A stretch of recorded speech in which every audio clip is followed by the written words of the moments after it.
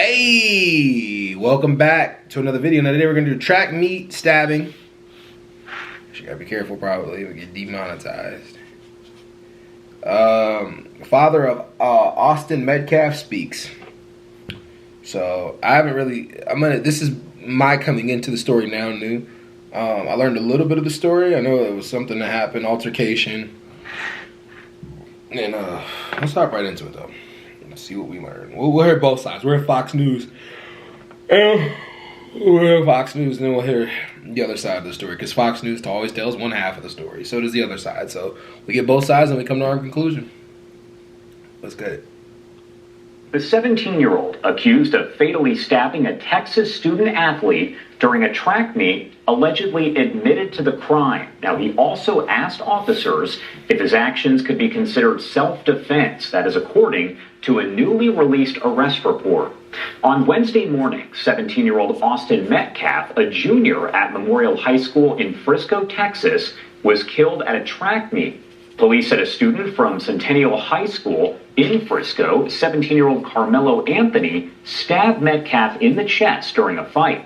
Anthony was arrested, now charged with first-degree murder, and is being held in the Collin County Jail on a $1 million bond.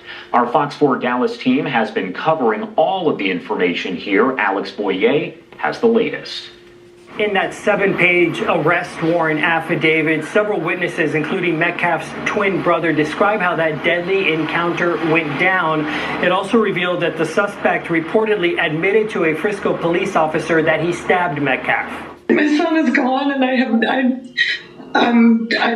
don't really have words. I've tried to figure out what I was gonna. There's 17 pages of people confessing about it, so we need to hear. Hopefully they play all the stories in this.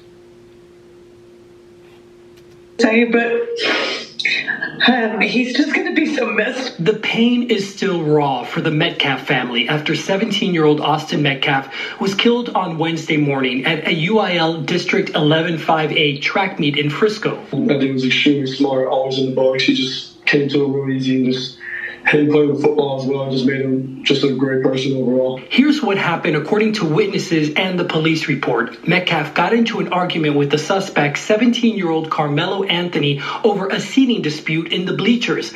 Metcalf told Anthony he needed to move from under the team's tent. He always was one to step up and be the person that would do the right thing. And he was doing the right thing by saying to this gentleman that you're not supposed to be in this tent. This is because they have personal items there. Anthony opened his bag and reached inside and said to Metcalf, "Touch me and see what happens." Metcalf reportedly grabbed Anthony and told him to move. He knew he wasn't supposed to be there.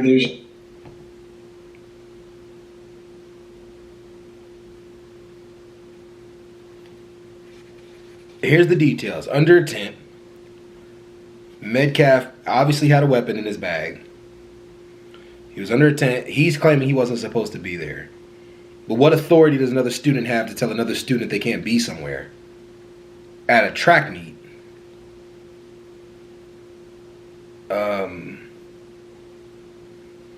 The kid grabbed him first, and he retaliated. Metcalf grabbed Carmelo first, and then Carmelo retaliated. You don't put your hands on anybody.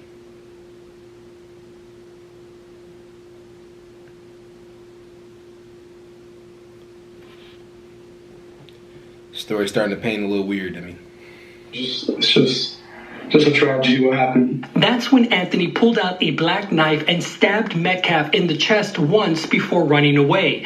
When Anthony was taken into custody by a Frisco police officer, Anthony reportedly confessed to the crime, saying, "He put his hands on me. I told him not to," adding that, "I was protecting myself," and then asked the police officer, "Is he going to be okay?" Metcalf died in his brother's arms. I'm not at that point to forget. Told him not to touch him, and he touched him. That is self-defense. That is self-defense. However people think about it, that is self-defense. We could say the same thing for George Zimmerman, right? Didn't George Zimmerman claim self-defense when it came to Trayvon Martin? Had a pack of Skittles in his pocket? You know, don't the police always claim self-defense when it comes to attacking unarmed blacks? So didn't know those one kids. And they got sentenced for this, but when they shot that one kid that was walking in, the black kid that was walking into the house, who was looking around, and they said like they were trying to tell him to leave, and then like they unalived him because he was peeking into a building. I mean, didn't they make the claim of self-defense? I don't know if they got it. I don't remember if they got that one, but it's interesting. Forget, but eventually I will. But I pray for his family. I pray that they understand what we're going through as well. This whole community has really wrapped their arms around us, and if I could say anything to the nation, I would say to make sure that you just hug your babies tight, because you don't know when the last time you get to do it. In a statement released by the Metcalf family this afternoon, they say their focus is now on laying Austin to rest. Meanwhile, I can tell you that Anthony remains in the Collin County Jail on a $1 million bond. Alex Boyer, Fox 4 News. Alex, thank you so much. Now, our Fox 4 Dallas team, as I mentioned, has been covering all of this from the get-go. They had a one-on-one conversation with Austin's father. Well, it started with a call from his football coach who was not at the track meet and said, I think Austin has been stabbed. And I said, where at? And he said, Kuykendall Stadium. I said, I'm on my way. So I drove up there, went through a load of police officers, and was able to see my son on the gurney with a huge hole and blood all over him, and they were pumping him. He wasn't breathing, and his eyes were rolled back in his head. So I had to find his brother. They're twins. Well, him and the mom aren't together.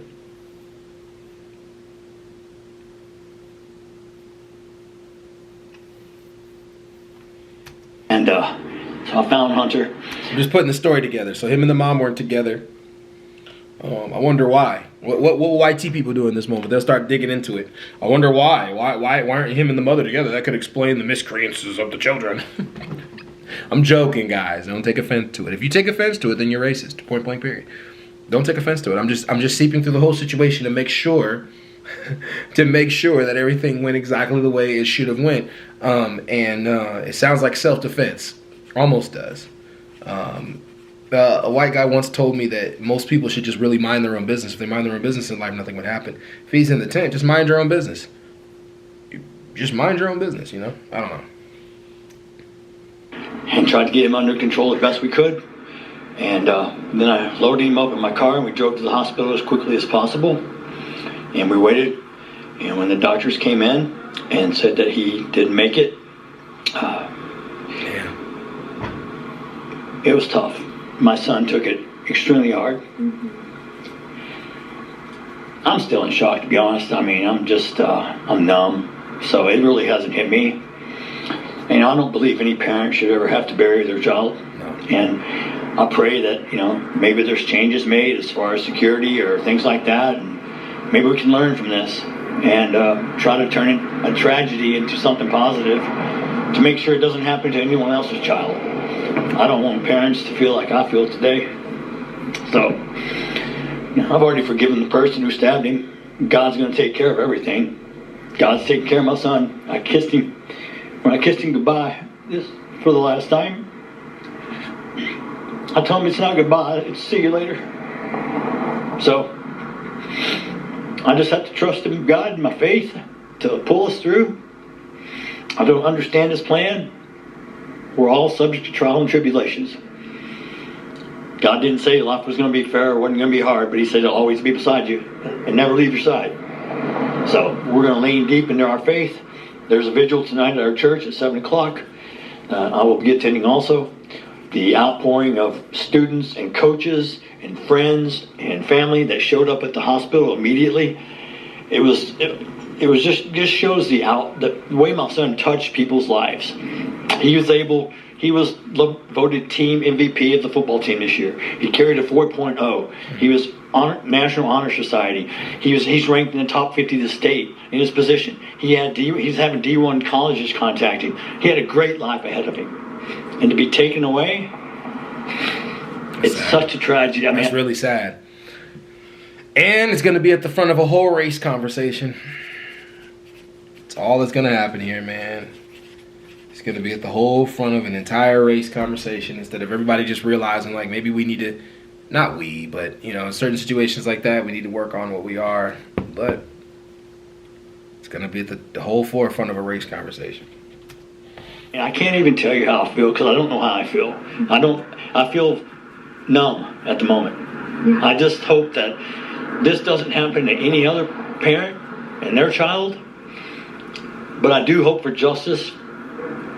I do hope for justice because this is unacceptable. And the fact that, you know, someone was immediately taken into custody, they know who did this, they are charging him with murder. I mean, how does that make you feel that police immediately got this person? First of all, I feel sorry for that individual because he's now made a mistake that's going to cost him the rest of his life. The hard part that cost me is I lost my son, and his brother was holding him, trying to hold the blood in, and he passed. My son watched his brother die in his arms. Can you tell me a little bit more about Austin, about, you know, his personality? Austin was a leader. He led the football team.